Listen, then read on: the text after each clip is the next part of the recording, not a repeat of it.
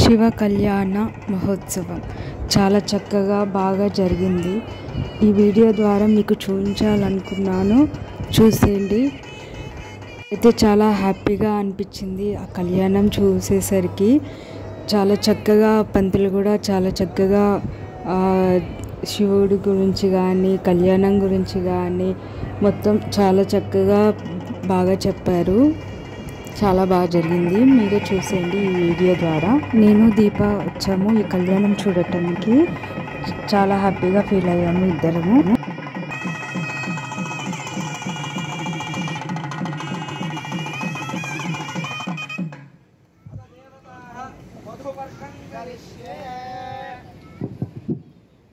అందరూ పెళ్లిలో మధుపర్కం తీసుకున్నారు కదా, ఏంటి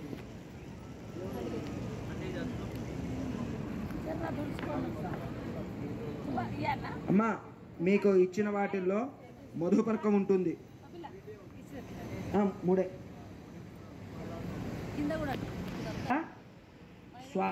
మధుపర్కం తీసుకున్న వాళ్ళేగా, లేదా ఇచ్చిన వాళ్ళనే ఉంటారు. అలాగే ఇచ్చేసి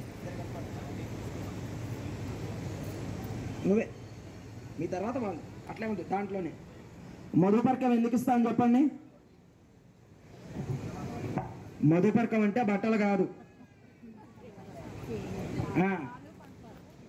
మధుపర్కం అంటే తేనె పెరుగు రెండు కలిపి అత్తగారు అల్లుడికి తినిపిస్తుంది. ఆ రోజు నుండి అత్తగారు మాతృపంచకంలో ఒకరవుతారు. అంటే కన్న తల్లితో ఎంత స్వతంత్రంగా కొడుకు ఉంటాడో అత్తగారితో అంత స్వతంత్రంగా ఉండవచ్చు. ప్రతి పురుషుడికి 5 తల్లులు ఉంటారు. మొట్టమొదట కన్న తల్లి, 2 అన్న భార్య, 3 గురువుగారి భార్య, 4 అత్తగారు, 5 రాజుగారి భార్య. ఈ 5 కన్న తల్లితో సమానం. అత్తగారు మాతృపంచకంలోకి వస్తారు, అంటే తల్లితో సమానం. దానికోసం మధుపర్కం ఇస్తారు. అర్థమవుతుందా? అంతేగాని మధుపర్కంలో మాకు పట్టుబట్టలు పెట్టలేదని కొట్టుకోవడానికి కాదు. అమ్మా ఒక్కొక్క జత లేవండి. ఆమె కొబ్బరి చిప్ప పట్టుకుంటుంది. లేచి ఆ బంగారు పొంగరంతో స్వామివారి పెద తర్వాత రెండో వాళ్ళు రండి. యన్మధునో మధవ్యం పరమమన్నాద్యం వీర్యం తేనాహం మధునో మధవ్యేన పరమేణ అన్నాద్యేన వీర్యేణ పరమోన్నాథో మధవ్యోసాని.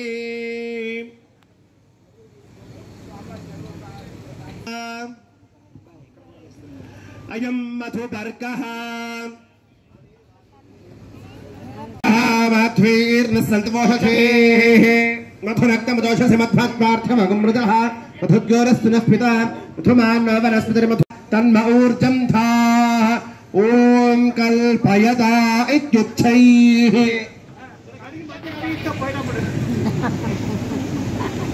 మిమ్మల్ని నమస్కరించినటువంటి పట్టమధుపర్కద్వయం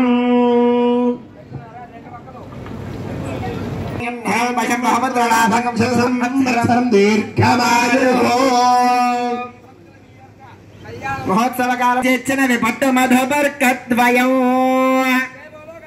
మహారాజుకి భజంత్రీలు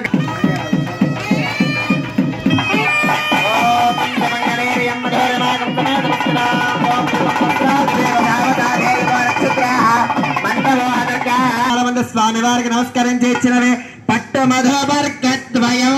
భగవాను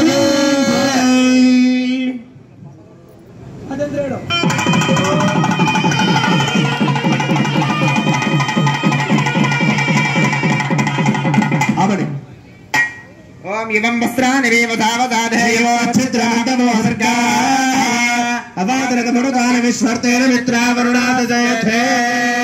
మీ భక్తులు మీ యొక్క దివ్య లీలా మహోత్సవ కళ్యాణ మహోత్సవ కాలమందు స్వామి వారికి నమస్కరించి ఇచ్చినవి పట్టు మధుపర్కద్వయం. అమృత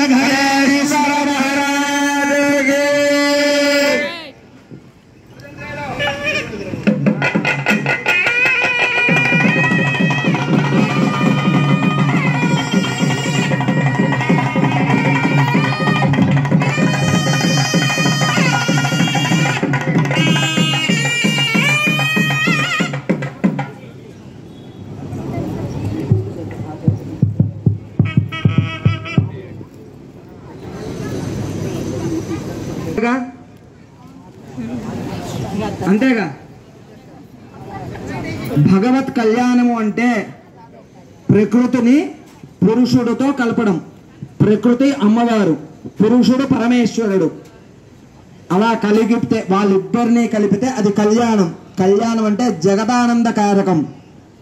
ఇప్పటి వరకు మనందరం కూడా అమ్మవారి తరపునే ఉన్నాం, అవునా?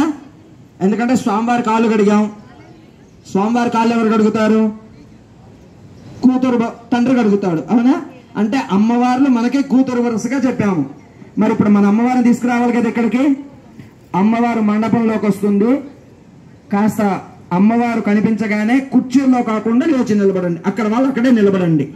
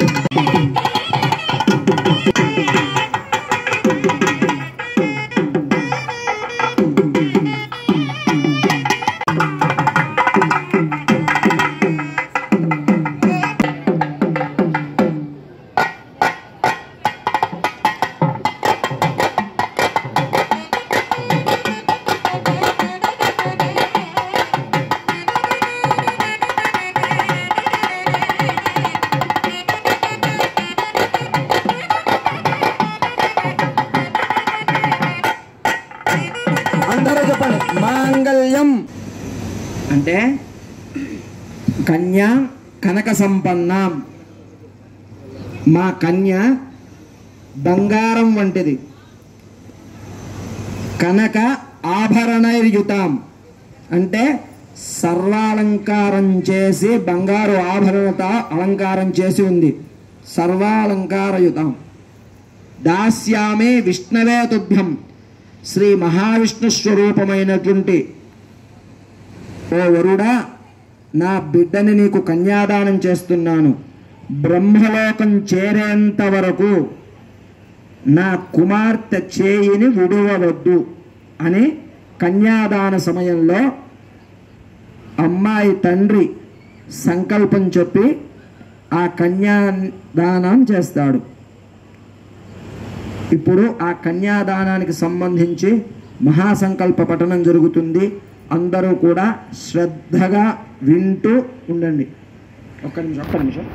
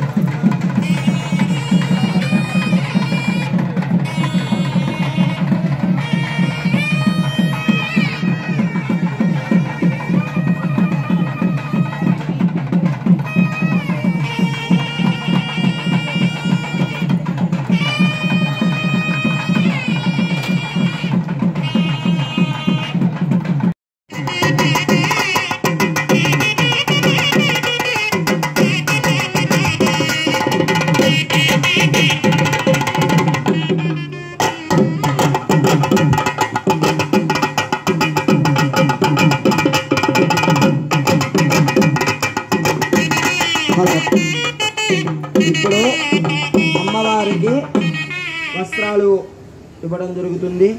ఆ వస్త్రాన్ని మీకు చూపిస్తారు. అందరూ కూడా మన అమ్మవారికి ఇస్తున్నటువంటి సారిగా భావించి నమస్కారం చేసుకోండి. హర నమః పార్వతీపతయే హర హర మహాదేవ. జై బోలో లలితా త్రిపుర సుందరి మాతా కీ జై. ఓం శ్యాం వక్షమాన్ సమకలేరే మధురమాకం సుమేర దస్యత సౌభాగ్యమస్యాతం విపరీపూర్ణ.